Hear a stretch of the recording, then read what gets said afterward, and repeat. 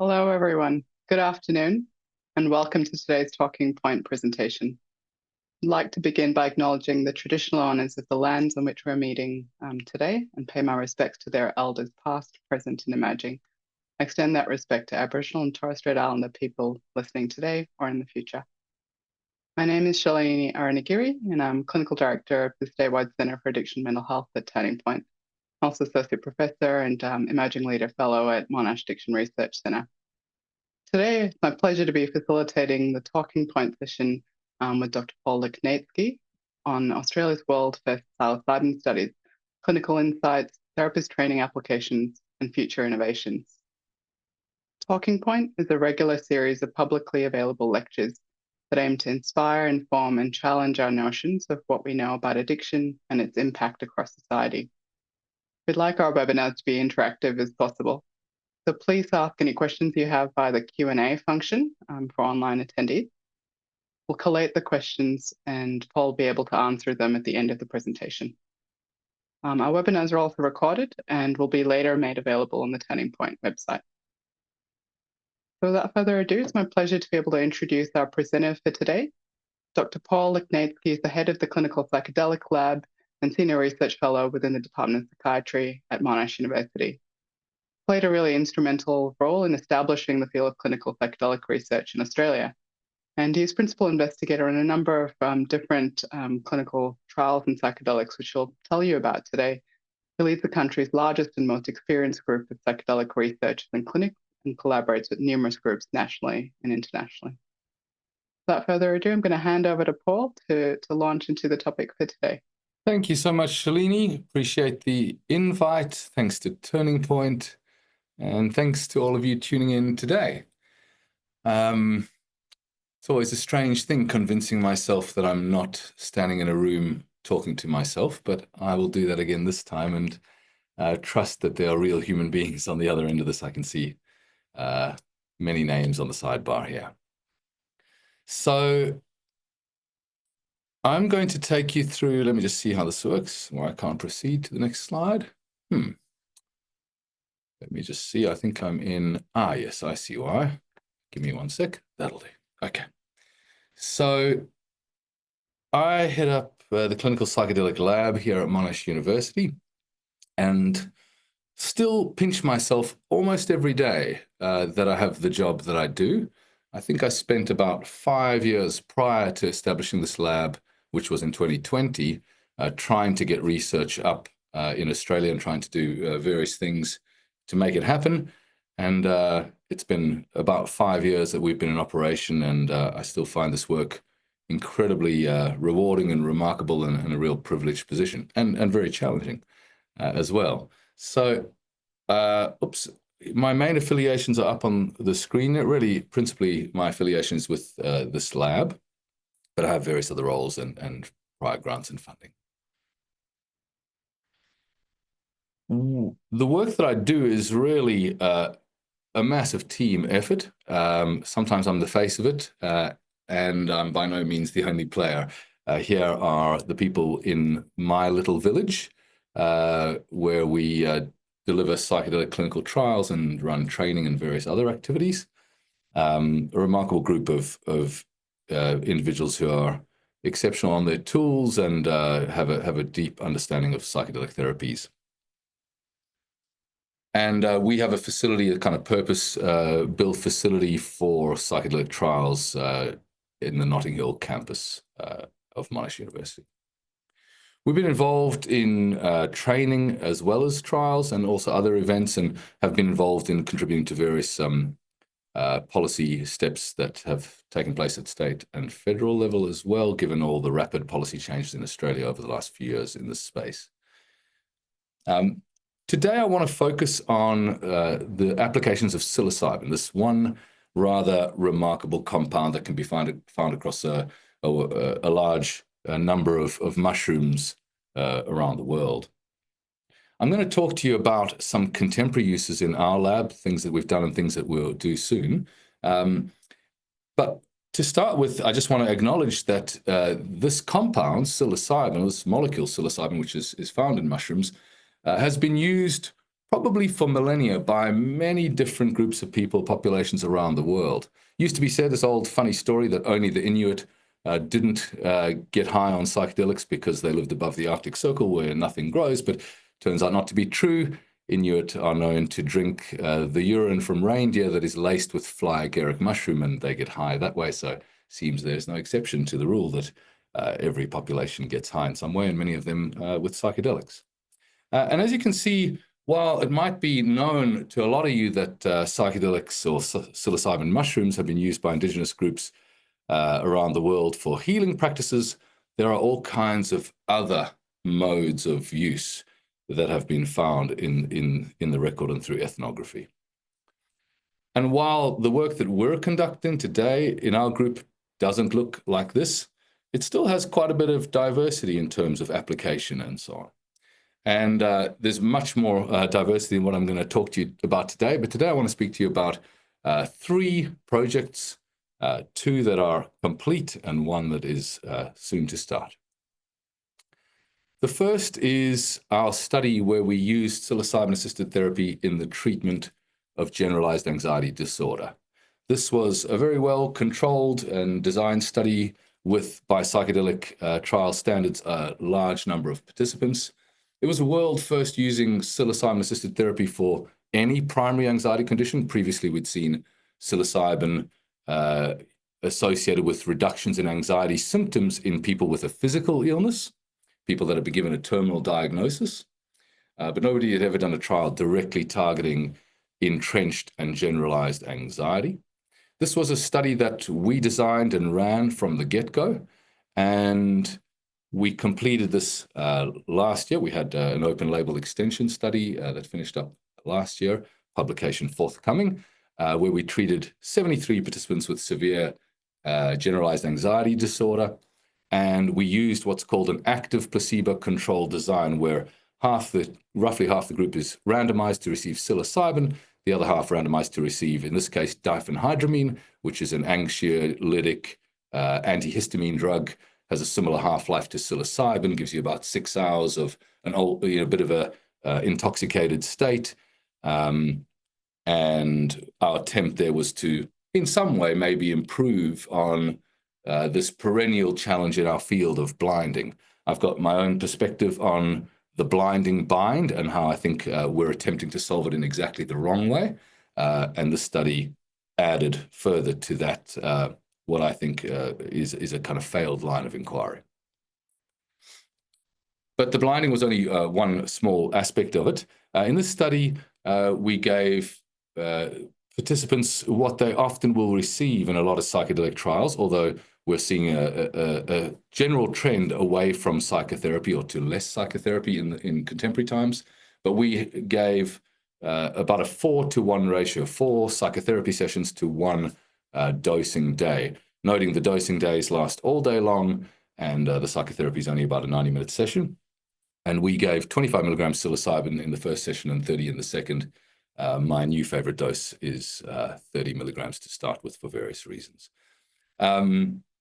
And this is in the context of two highly qualified clinicians who are providing a form of psychedelic-specific therapeutic care, which I can tell you about at question time if you have any. And the questions here were, as they typically are in these kinds of phase 2 efficacy, safety, and tolerability studies, where we wanted to see whether adding psilocybin to a package of psychotherapeutic care had superior efficacy. Just to give you a bit of a snapshot of this cohort, what you can see here, I'll just highlight for you in brief, is that the baseline severity of GAD was in the severe range, and the duration that people had GAD for was about half of their lives. You can see people on average are just under 40, having suffered with generalized anxiety disorder for about half their lives on average. Now, a trial like this is a complex, fascinating, exciting learning experience for all of us. And this was a formative project for the team. Our team built around this project and the one that I'm about to tell you about We did our training during the height of COVID, and the trial was phenomenal, complex, and a wonderful learning experience. So, there's plenty that could be said on this, but I'm kind of going to skip all the meat of that and jump straight to the results. If you want to get a bit of a snapshot of this trial and of psilocybin therapy and of some of our work, there's a documentary on SBS called Stepping into the Unknown that you can see, where it follows 4 people on this trial, including some of us from the team.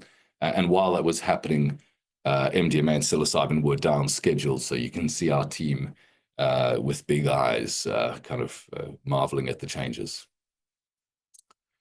And so the headline for this trial was that we found psilocybin-assisted therapy to have a strong clinical effect size, to show itself to be effective on average, and that level of effectiveness was large. Also, we found a highly significant p-value. That is to say, the results from this trial are reliable. If any of you know something about Cohen's d, you'll know that a lot of drugs and therapies, drugs that make it to market and therapies that get approved, will often have a Cohen's d, or effect size, of about 0.3, and here we have about 3-fold that clinical effect size. You can see on average scores dropping to about half on average in the psilocybin group. But it also doesn't tell the whole picture. There are a whole set of people whose lives were dramatically altered and their anxiety dropped to near zero. And there are a whole set of people, some whose anxiety dropped and some whose anxiety didn't drop so much, who described a whole set of other changes and improvements in their lives that extend well beyond this narrow symptomatic target that we were looking at with this particular measure. So personal recovery is really a kind of key topic in this space, trying to understand transdiagnostic effects and all the variety of ways in which psychedelic-assisted therapy can confer benefit beyond diagnostic criteria. We also found that a large proportion of participants showed clinically meaningful response, and just over a quarter were fully remitted. Bearing in mind, these are people who have struggled over, 1 or 2 decades, failing multiple psychiatric treatments and psychotherapies. And I would say, in general, our sense of this cohort was difficult to treat, and also difficult to treat with an anxiogenic treatment like psilocybin, where most people are anxious going into it in the first place. But it also shows that we didn't get the response that we would have liked for a significant proportion of people on this trial. And we have some ideas about how we might be able to improve the response rates. And we're taking a lot of those lessons into subsequent trials and so on. Of course, we can't expect everybody to respond well to any therapy. So part of that is about screening and about doing a better job of figuring out who is most suited and who is most safe for this. But really, the punchline in terms of efficacy here is a very strong and highly significant effect size. In terms of safety, this was one of the safest, if not the safest, phase 2 psilocybin study in the modern era. We had the typical mild and moderate adverse events associated with psilocybin, but we had no severe adverse events at all, which is unusual, and we had no serious adverse events at all either.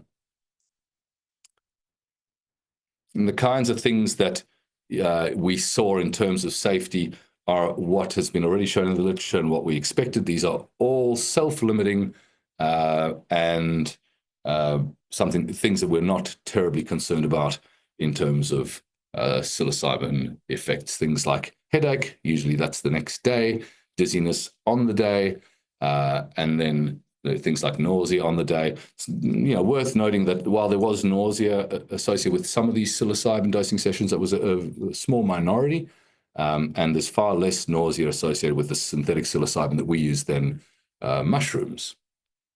There's also seems to be less body load and other kinds of effects that are probably entourage type effects associated with the mushroom.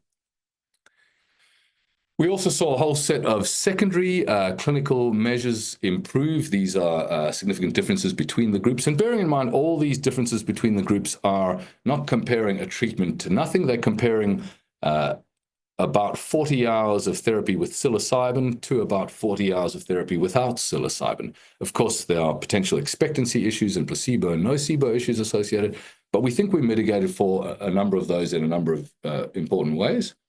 And here you can see functionality, well-being, depression, the PHQ-9 is depression, social phobia, all improving significantly more in the psilocybin group.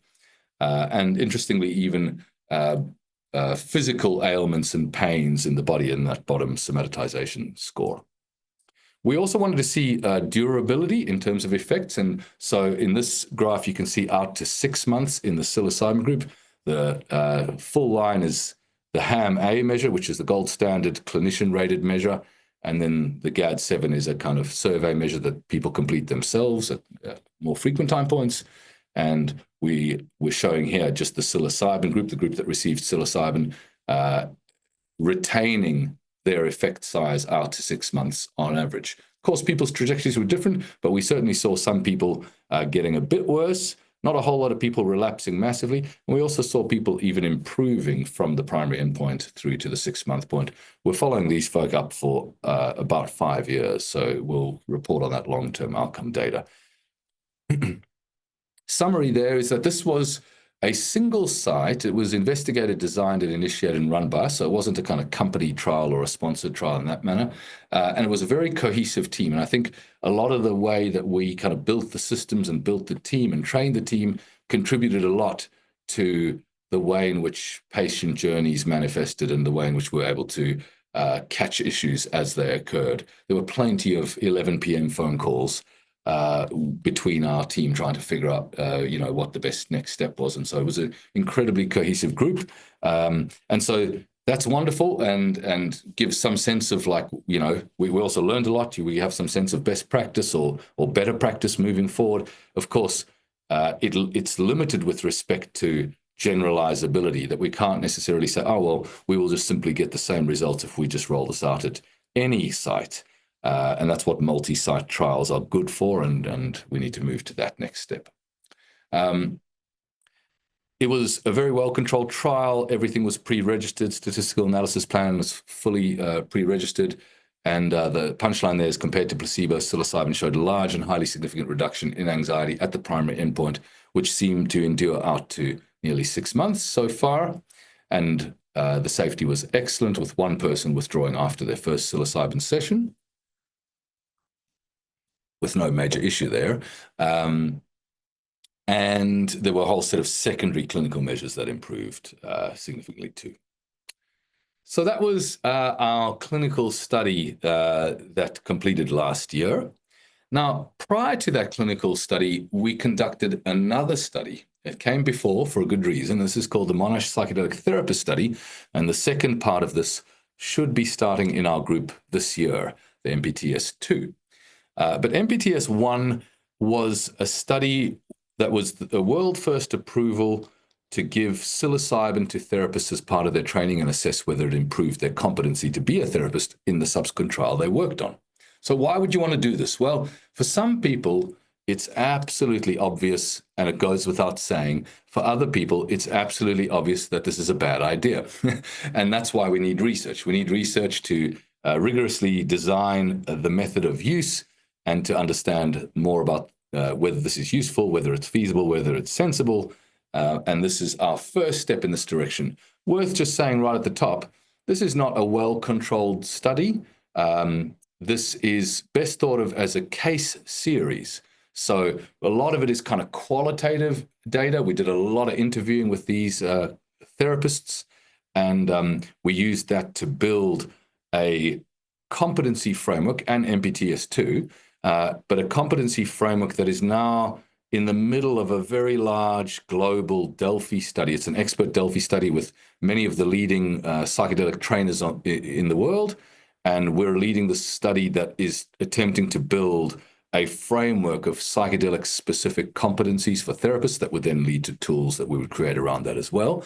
And so this study was our first step in that direction. So, a little bit more about the rationale for why you would want to do this. So, here's some rationale to do with precedent, demand, and opinion. Therapists say it's useful.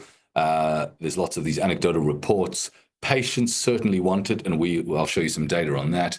But there's been some other studies where patients are saying, yeah, absolutely, they want their guides to have had this psychedelic experience before. It's very common, particularly, I think it's getting less common, but perhaps 10 years ago, the vast majority of people working on psychedelic trials as therapists had psychedelic experiences. And in the first wave of psychedelic psychiatry through 50s, 60s, and 70s, it was absolutely standard. It was considered a bit strange if you wanted to support somebody with LSD therapy if you hadn't had LSD before. So there is some precedent. Spring Grove in the 60s ran a therapist study, but they didn't publish it. There was a more recent publication kind of pulling together archival data on that. MAPS did MDMA therapist training, also didn't assess it in terms of competencies and so on, and hasn't published on it. But over 100 of their therapists had MDMA in supportive conditions as part of training. And then companies, organizations like TheraSil in Canada got exemptions from the government to train up their therapists within their plant medicine exemption program. But nobody's ever had an approval to do psilocybin-assisted training, and nobody's ever published on this. Another rationale is maybe an appeal to metaphor, and this is often what gets it over the line for people. So you could think about the role of a psychedelic therapist and relate it to different kinds of roles. And you might say, what is the value of first-person experience to these different kinds of roles? Now, if I talk to some psychiatrists who will say things like, it's a strange idea, this thing you're proposing, and I don't have to take Prozac to prescribe it. This doesn't make any sense to me. So you might say that the value of first-person experience to a prescriber is unimportant, doesn't necessarily inform their role to the same degree that this might. And then if you go to the other end of the spectrum and you think of a tour guide, most people would agree that having a tour guide take you through a foreign land that they'd never been in themselves is less than ideal. I would argue that this is a big argument and a big topic, but I would argue that the role of a psychedelic therapist is perhaps a little more similar to a midwife than any of these other roles, especially with respect to the value of first-person experience. So, for a midwife, certainly being good at their tools, at their kind of clinical tools and clinical capabilities and skills seem to be more essential and more fundamental and what is required. But if a midwife has had their own child, that can inform their practice as a midwife. It can inform the relationship with the birthing mother and so on. And I often think of a story that happened when my wife was giving birth, and I gave some what I thought was useful advice at a point and she shoved me aside. And then a moment later, I heard the midwife give almost the same advice and that was wholeheartedly accepted. And I saw, this is the value of that kind of credibility in being a woman and being a mother as well in that context. Of course, these analogies are limited at best. Another rationale is inferential, and this, may be more appealing to some of you. So therapist competencies involve things like ability to empathize and attune and provide useful support and so on in general. And that is with the client and their situation, whatever that situation is. So, the client is a contextualized thing. The psychedelic situation, though, is unusual because it's ineffable. You can't speak about it. It's inconceivable. It's profoundly different. And the psychedelic situation is central to the therapeutic use of psilocybin-assisted therapy. So in other words, important information here is non-transferable. And so the conjecture would be, for psychedelic-assisted therapy, the development of therapist competencies may benefit from exposure to the psychedelic situation. So we wanted to take our first step in this direction to ask these questions empirically. It was a world-first approval with two purposes: give therapists this exposure and also give therapists an initial practice session with a non-clinical participant. That is, they will be supporting their colleague. And we wanted to understand things like safety and usefulness and method of use and also the attitudes of the clinical participants that they would treat in the subsequent trial. A little bit of context here. These clinicians were recruited to join my lab. They were all highly qualified and experienced mental health care clinicians. Many had many years or decades of practice, and so on. So it was a very select group of people who also had a very strong interest in psychedelics. And we provided a 3-month training program, and there was this optional participation in the psilocybin therapist study. And then we provided fortnightly supervision for the duration of the trial over nearly 2 years. And there were various groups involved in this training. This exposure trial involved basic general screening, as with clinical patients, and physical screening, a baseline session, 1 prep session with 2 therapists, 1 dosing day with 25 milligrams psilocybin, 1 integration the very next day, and then a set of follow-ups, quant and qualitative interviews and the like. Give you a quick snapshot of this group, and just to mention, there were 14 of them, and not everybody who worked on the Psychiatry trial participated in this. And just maybe bring your attention to a couple of things there. On average, 14 years of mental health care practice as a professional, and interestingly, only about 2/3 with prior lifetime psychedelic use, lower than I would have anticipated. In terms of the acute subjective experience, this is the Modified Drug Experiences Questionnaire. You can see that this was certainly a quote-unquote big experience in general for people. I find this always quite amusing, that the intensity was rated as very high and wanting more was also quite high. In terms of the key takeaway, professional benefit was rated as incredibly high, with very little variability in responses, and personal benefit was also rated as very high. Professional harm at 0 and personal harm at near 0. There were no serious adverse events, no severe adverse events, no withdrawals. Here's a couple of quick quotes to give you a snapshot. It was a pivotal moment for me professionally and personally, and profoundly improved my understanding of the work. And having such a, this was the personal harm, the kind of explanation for what that was. Having such a radically altered state experience in the middle of a busy life knocked me out of rhythm. This is not harmful, but is challenging. So to just give you a bit of a sense of what was meant by that rating. In terms of self-rated changes, whether they're increased or decreased in terms of a number of these key parameters that are associated with therapeutic competency, you can see all of them increased, and they all increased by quite a lot on average. Now, this is a very rudimentary thing. It's just a quick snapshot. Of course, our new therapeutic competency framework has over 50 items in it, and it's got contributions from nearly 50 trainers around the world. So it's a far more developed piece of work than this, but this gives you a bit of a snapshot. We asked therapists to rate whether this was necessary and or sufficient for the training of already qualified mental health care workers. So not for anybody, but for people who are already psychiatrists or psychologists or other mental health care workers, psychotherapists.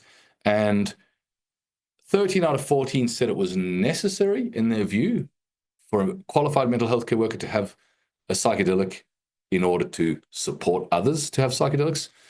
All those that affirmed that said that the therapeutic context was what was best, rather than a ceremonial or recreational or other context. And none of them said this was sufficient for training. That is, a psychedelic-specific training is indicated. We asked their participants over the next 2 years about their views of their therapists having psychedelics, and the ratings of importance were very high from their perspective. And when we asked them whether it was essential or helpful or so on, again, you can see a pattern there where 2/3 are saying they think it's essential. In fact, a lot of people had very strident views in their responses, their qualitative responses, saying there's no way they would lie down with a therapist who hadn't had a psychedelic experience before. A lot of the folk that answered neutral or unclear misunderstood the question to imply that this would be obligatory for a therapist to undergo this exposure as part of their training, rather than, an option for them. So they were a bit hesitant on that front, understandably, and nobody said they thought it was an unhelpful thing. Out of 73 participants, not a single person made any negative sounds about it, which is interesting. So key findings here. This is the first case series evidence for the use of high-dose psilocybin with support as a safe and valuable therapist training tool with strong support from the patient and client community. Also, it's clear from the perspective of therapists that underwent this that it needs to be embedded within a broader PAT training. And one of the key things we got from this wasn't necessarily just the data, it was the method that we learned how to do this in. The second version of the study will be a substantial new iteration on this method.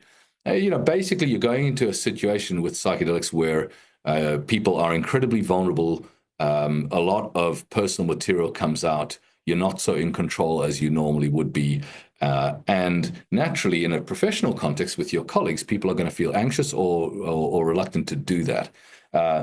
Also, potentially even worse than that is if such a situation occurs where people are undergoing psychedelics in a workplace with their colleagues supporting them, and something emerges that they don't feel safe enough or supported enough for it to emerge. Well, the complex thing with psychedelics is you can't just titrate what you're doing. It's a rocket ship and you're on it in general. And that's a bad situation to be in, where you might find yourself experiencing something that you don't feel is appropriate in a workplace. So we, in brief, we determined that it was essential for safety, psychological safety, that people who were going into this exposure went in with their personal situation rather than their professional one, so leave their professional hat at the door. And in order for that to happen, we needed to create the right kinds of safety and containment around it. And so interestingly, the way I think about it is there's this very personal session that's happening for the people that are undergoing the dosing. There's a set of very authentic relationships that are in the mix supporting that around it. But then crucially, around that is another circle of systems. And what we developed were a set of systems that in many respects are more rigorous and structured and controlled than even what we do with clinical patients. And there were just more options. So, multiple relationships, multiple lines of reporting, all kinds of different consent that patients don't normally consent to, all kinds of blocked access to data and videos and whatever, unless there was consent, certain kinds of rules on the types of conversations that can be had in company and so on. And so we really determined that there was something that needed to be done to a greater degree in terms of the container in order to allow for far more possibility in the dosing session, for far more freedom in the dosing session. Some quick considerations here. We do need to consider whether there are cheaper, easier, more accessible alternatives. Of course, not everybody's going to want to do this, and not everybody is safe to do this. So holotropic breathwork is the typical stand-in for psychedelic exposure, and that still is an interesting option. And with our therapist study coming up this year, we want to understand whether psychedelic exposure enhances competencies and which competencies it specifically enhances, and whether there are any competencies that are uniquely enhanced. But that is an empirical question. There are a whole set of possible risks, and we want to explore these too. For example, the risk of narrowed therapeutic support. Particularly when somebody's having their first psychedelic session, there is a risk that people impose a set of expectations on their future patients that are predicated on the kinds of experiences that they had. And of course, what we need in order to meet patients safely and to create that right container for them is that we can meet them where they're at with their situation and kind of attune to that. And that might include being utterly disappointed in their psilocybin session and saying it's not for me. And that's quite hard to take for a therapist who's just recently undergone the most life-changing psychedelic journey and is deeply hopeful that the patient in front of them is going to have the same thing. And then there are the risks of evangelism and all kinds of other issues there. Discounting negative reports and outcomes is a real concern. You'll hear this in the field. There's no such thing as a bad trip. Most people don't say that, but it often comes out of the more kind of a lot of the underground community and ceremonial use. It is the case that that a very challenging psychedelic trip is often the most productive, and we certainly don't shy away from incredibly challenging psychedelic trips. And the distinction between a bad trip and a challenging and useful one is usually best understood in terms of avoidance. So if you can not avoid, if you can trust, let go, be open, very challenging experiences can be very productive and part of the process. But there absolutely is such a thing as a bad trip, which generally looks like panic and avoidance and is associated with negative outcomes down the track. And we shouldn't discount those and minimize those. There are also concerns about inequities of access. Of course, psychedelics are still stigmatized. I mean, we're right now, at that meeting of, when a wave kind of hits the shore and then goes back and it meets the next wave coming in and forms this double wave. We're in that double wave between stigma and hype right now. And it's a strange place to work. But we certainly still have stigma, and some marginalized communities may suffer even greater stigma. So if we push out on the empirical work here and we discover that this is useful and it becomes something that is, acceptable and available, it may be less acceptable and available to some people. We need to keep mindful of that. And then also we need to be mindful of this rather strange and, bizarre future scenario where some people may be in the closet about not having had a psychedelic trip before. And we should avoid that just as much as we're now having to avoid being in the closet about having had a psychedelic trip. So what have we done here? Therapists' self-reported benefit, tick. We've shown this in a case report series, publication forthcoming soon as well. We've seen that patients demand this and attribute benefit to it. And now we're in the process of the PACT competency framework that I mentioned, and then validating a competency assessment tool, trainer version and self-rated version that can allow for objective and standardized measures of therapist competencies, and they can be associated with training programs and so on. What we need to do is assess the impact of psychedelic training on these standardized competencies, which is MPTS2 coming up. And if there's evidence for the use, then we need to think about what that use could look like at scale. Currently, the only way that a therapist can legally take psychedelics is in the context of a research trial. If we have, for example, we already have authorized prescriber clinics now, but if some of these drugs are actually approved and it's scaled up and we have psilocybin clinics or MDMA clinics offering the service, it will still be potentially problematic to give therapists this training opportunity outside of a research trial. One way, which is a bit of a pie in the sky, but hopefully this is possible down the track, is to aim for on-label psychedelic-assisted training. That is, when a drug is approved for a new treatment, it'll say on the label what it's for. Let's say psilocybin is for major depressive disorder, and then what we would aim for, if this shows itself to be useful, is that psilocybin is useful for major depressive disorder and for training therapists who are supporting psilocybin treatment. Finally, I want to take you a little bit into what's coming down the line. I'm very excited about this project. I've been thinking about it for years. I'm not sure if I like the acronym for the trial, but I'm going with it for now. 3P. This is the Psilocybin Peace Project that hasn't commenced yet, but is hopefully soon to commence. Still looking for the final philanthropy to this project. So if anyone's got any wonderful ideas, please reach out to me by email. The problem here is that something we're all very aware of these days, rising group-based polarization. Whatever the group identity may be, whether it's political, religious, ethnic, identitarian, activist, there is a lot of polarization these days, and it's at a global level. And of course, group-based polarization is linked to hostility and is a precondition for violence, for group-based violence. So what we want to do is we want to recruit people of influence who are highly identified with a group that is hostile to another group. Now, that can be across the political, religious, ethnic, etc. domains. But we want to bring people together that have that identification to the group, and they have a position of leadership or influence in that group. The goal of this project is to reduce hostility, dehumanization, and disconnection between polarized groups. And the rationale for this, I mean, it's much longer than this, but in its pithy form, psilocybin has been shown to enhance a whole set of factors that could be useful in this regard: feelings of profound connectedness, radical empathy, cognitive flexibility, psychedelic catalyzed insights.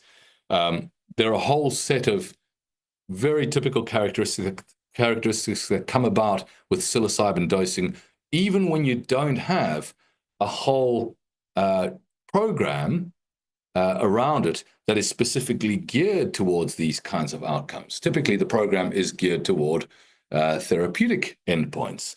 So, of course, we want to build a therapeutic intervention that is built around augmenting and leveraging these aspects of psilocybin effects. It's a group-based coaching model with individual psilocybin with support.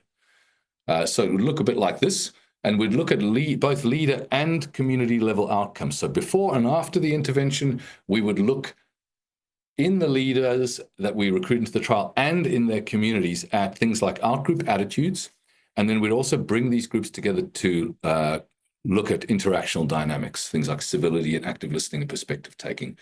So everybody in this program, these leaders are coming together in a kind of leadership program that is designed around these notions of social cohesion. And then in the middle of that, they have these individual supported psilocybin sessions. So I hope that gives you something of a sense of the remarkable diversity of what can be done with this fascinating molecule called psilocybin that you find in these sweet little mushrooms that pop out of cow patties all over the world. And I, for one, feel very excited and privileged to be working with a compound like this and with a team that I have and the kinds of capabilities that we have in this group to do innovative, cutting-edge research. Before I end, I want to just pop in one quick shameless plug, and that is that we have just launched the Monash Psychedelic Education Program. It's the first university-accredited training program in psychedelic science and therapies in Australia. And we've just commenced with a fully online psychedelic science unit that'll be over the next 12 weeks. It's a kind of masterclass with a whole set of leaders from around the world across a very diverse set of topic areas and fields. And we've allowed for late enrollments to close at the end of next week. So anybody who would like to find out more, you can email us or you can go to that monash.edu psychedelic-education and look into this. This is not just for clinicians. This is for anybody with an interest, but it will also be a prerequisite for the graduate certificate in psychedelic therapies that will build out of the unit from this semester, a second unit in next semester focused on foundations of psychedelic therapies, also fully online. A lot of it's live sessions, but everything's recorded so you can watch it later. And then we'll do in 2026 our plan is to do 2 training units only for healthcare workers. And that we hope will become one of the kind of standardized trainings in psychedelic therapies that we think is a fantastic kind of gold standard. Thank you so much for your attention, everybody. If you want to find out more, my website is there. Our website is there. And I'm very open to your questions now. Thank you so much, Paul, for a really, really fascinating overview of only some of the studies that you're running, because I know that there's several, other active studies that come out of your lab, and, really appreciate, I think, your generosity in sort of doing this webinar for us and being able to share some of that.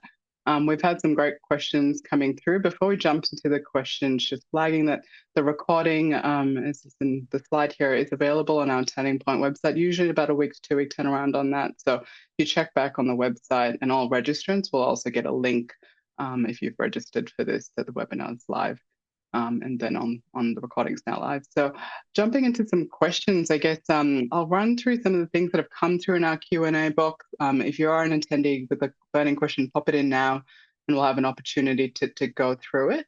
In terms of the studies that you took us through, just off the bat, I suppose we have a webinar today about your psilocybin research. I guess one of the questions that has come through is also around whether you're doing any research in MDMA.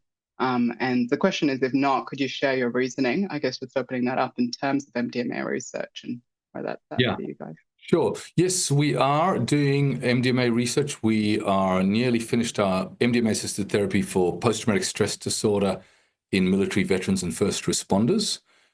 We just had a dosing session a couple of days ago. And yeah, absolutely. Very interested in MDMA research. Also very interested. We've done 5-MeO DMT research here as well. We're interested in mescaline. We're about to start a psilocin, deuterated psilocin study, which is about a half duration on psilocybin's duration of action. Yeah, so interested in a whole set of molecules, interested in a whole set of therapeutic approaches. MDMA is absolutely fascinating and so useful. I've been amazed at how psychedelic MDMA can be, even though it's not actually a psychedelic. It's what I call a psychedelic.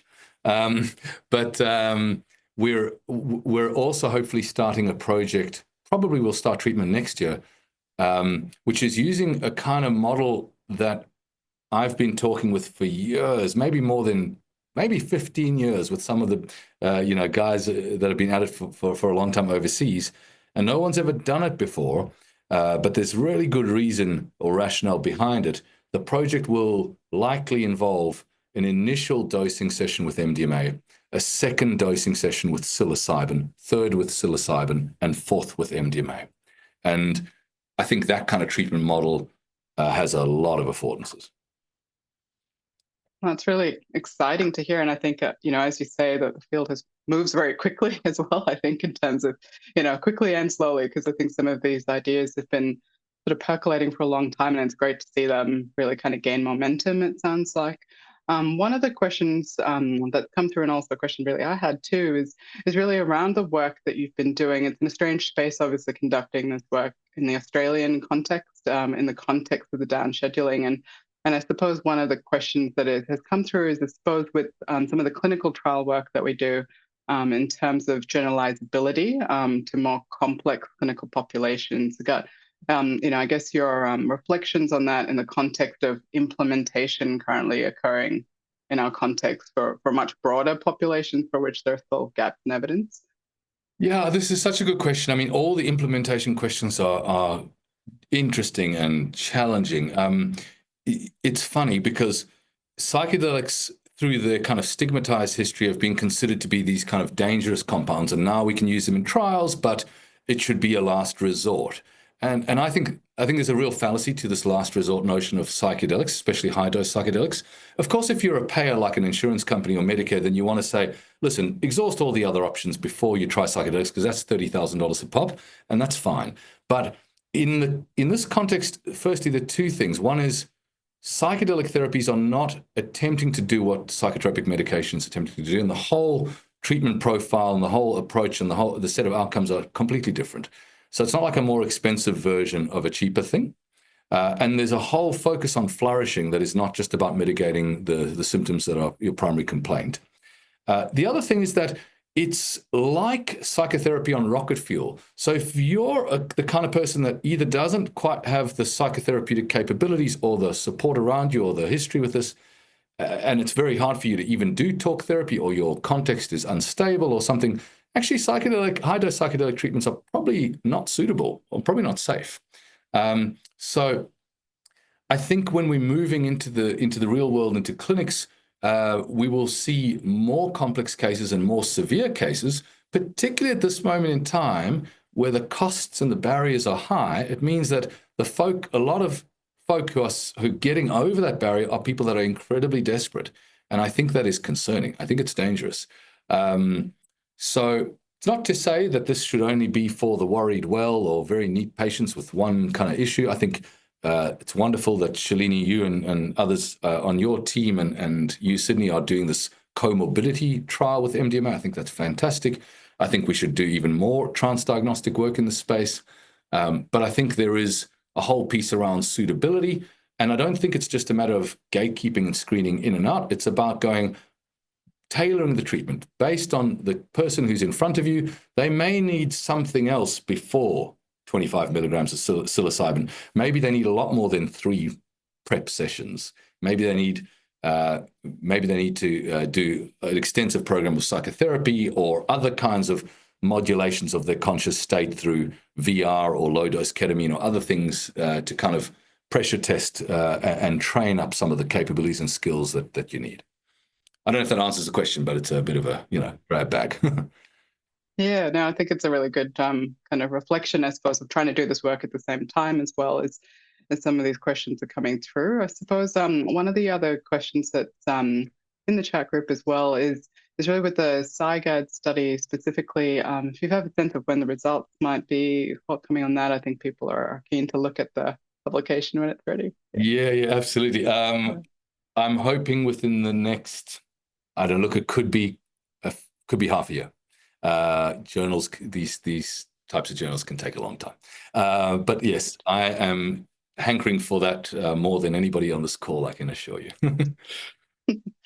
I think some of the other questions which are fascinating around the therapist study, if we move on to the therapist training study, are you able to share the dose that participants were administered in that study? Yeah, just a straight up run-of-the-mill 25 milligrams psilocybin, which is funny to say. So it has become the default standard dose. It's a reasonable dose, but I know a bit about how that dose came to be used. It's often like this, where there's some kinds of very idiosyncratic or even sometimes arbitrary decisions that are made very early in a field, and then things can get locked in. And in general, I'm wherever possible. When we're trying to reference prior art, then 25 milligrams psilocybin has some advantage. If we're trying to vary something else, for example, we might want to keep the dose the same. But in general, I want to move more to 30 milligrams as a starting dose. And I think the option to titrate up and down is really handy as well, based on responses to the first dose. So we've got a kind of algorithm for that. And within that study, a question around whether you had the capacity to look at therapists that had previous experience with psilocybin and those who hadn't, and then context that. Yeah, look, it's a small case series, only 14 people, so you can't do kind of quantitative group analysis or subgroup analysis. Knowing the data, there wasn't an incredibly clear pattern between the third of therapists who hadn't had psilocybin versus those who had, other than perhaps the most intense experiences across the cohort tended to be reported in the psychedelic naive cohort. Obviously, there's kind of, there's nothing quite like a first time to encounter something, and there's can be a massive effect and reconfiguration and so on. But we had people that had had many prior psychedelic experiences finding it incredibly useful and incredibly different to have psychedelics in an institutional context. In that professional and therapeutic capacity, it was very informative for their work as therapists with those patients. Even just, we often talk about on-ramps and off-ramps in and out of the dosing day, and also in and out of the whole treatment arc, and how challenging the on-ramps and off-ramps can be. It's quite a thing to emerge out of a dosing day. It's often one of the most profound experiences and challenging experiences of someone's life. And at 5 p.m., they're walking out the door here. We're in like a business park. They're going to the parking lot. They get picked up in the car, and they're in the traffic on the Monash freeway, and it's a shock, So it's, one day we'll run clinics in I think better suited places, like a nice therapeutic community, slightly out of town or something like that. Yeah. In terms of the studies that you're currently doing in this space, and then I guess more broadly, any reflections in terms of people who have comorbid substance use problems, particularly around, potential risks, I guess, to be aware of? And yeah, so in our SIGAD study, we had very low levels of alcohol and illicit drug use, and very low levels of smoking. So actually, we didn't see any group differences there, because we had what you might call a floor effect. Of course, in trials around the world, there's been quite a number of trials looking at psilocybin in the treatment of alcohol use disorder, smoking cessation, opioid use disorder, methamphetamine use disorder. And there are of course, these are different populations with different kinds of needs. And I would say, one thing is the complexity can go up with substance use disorders, and there can be forensic issues, financial issues, housing issues, a whole set of things that this treatment needs to kind of be situated within. It can be a very destabilizing treatment, and that can be a very productive destabilization so long as there's adequate support. When there isn't, it can be, short-lived or even harmful. There is certainly something to be done in terms of what's called dose blunting. It's still not very clear, but we do know now that people that have had substantial alcohol use over years need a higher dose of psilocybin to get similar psychoactive effects and probably similar therapeutic effects. The psychoactive effects are highly related to the therapeutic benefit over time. Probably that's the case with methamphetamine use disorder. I'm not so sure on the other trials, and you'll discover this on yours, I'm sure, in terms of MDMA. So being able to titrate up on the dose to get to an optimal dose is probably a good thing, although it's quite a challenge if you've got a multi-step titration program and you've only got 3 dosing sessions, and each dosing session is so valuable to the patient. Finding the optimal dose quickly is really valuable. There are many other things that could be said about this, but I think those are just a few points on the top of my head. Thank you. And now we've got several questions still coming through. What we might do is just take maybe one last one before we start to wrap up so people can finish on time. There's been really a lot of interest in particularly a very forward-thinking, I think, third study that you mentioned today around polarization in particular, and some questions, I guess, about how you think recruiting the group leaders, how group leader membership might go, and potential difficulties in recruiting that. You think? Yeah, I mean, it's very complex. It's like a lot of these projects, they all have their own complex challenges, but it's part of the fun. We're likely to recruit in an invite-based manner. I mean, it's certainly possible that it does what's called snowball. So, we might receive requests to join, and that's fine. But we're looking for we'll have a set of eligibility criteria. So a lot of people that we might even flag, or people that come to us, wouldn't make it in for various reasons. Obviously the people that are going to join us are people that are at least aware that there's a social cohesion problem, and that group-based identity may be a part of that problem. So these are people with, higher levels of readiness to change on that front than a lot of people who are, intensely associated with the group and highly hostile with others. But obviously we don't want people we do want people that still harbor all kinds of implicit hostilities, so that we can see the possibility for change. We're not yet clear on the recruitment, but we'll certainly announce it at the time. Anybody who wants to find out about anything we're doing can always subscribe on our website, monash.edu/psychedelics, and you'll see a subscribe thing there, and you'll always find out about new opportunities and jobs and the like. Yeah. And on that really important note, I think, telling participants that, more information on this on the website, also more information on the course, as Paul mentioned, which closes recruitment fairly soon, in about a week or so. If people want to follow up any questions, I think the email details are also available. So perhaps that's another avenue, because I know we have some other questions we didn't get to get to. But in terms of time, we might finish up there and then really thank Paul for his fascinating insights into a small part of this amazing work by Psychedelic Lab at Monash. Thank you, Shalini. Thank you, everyone, for your attention. Really appreciate it.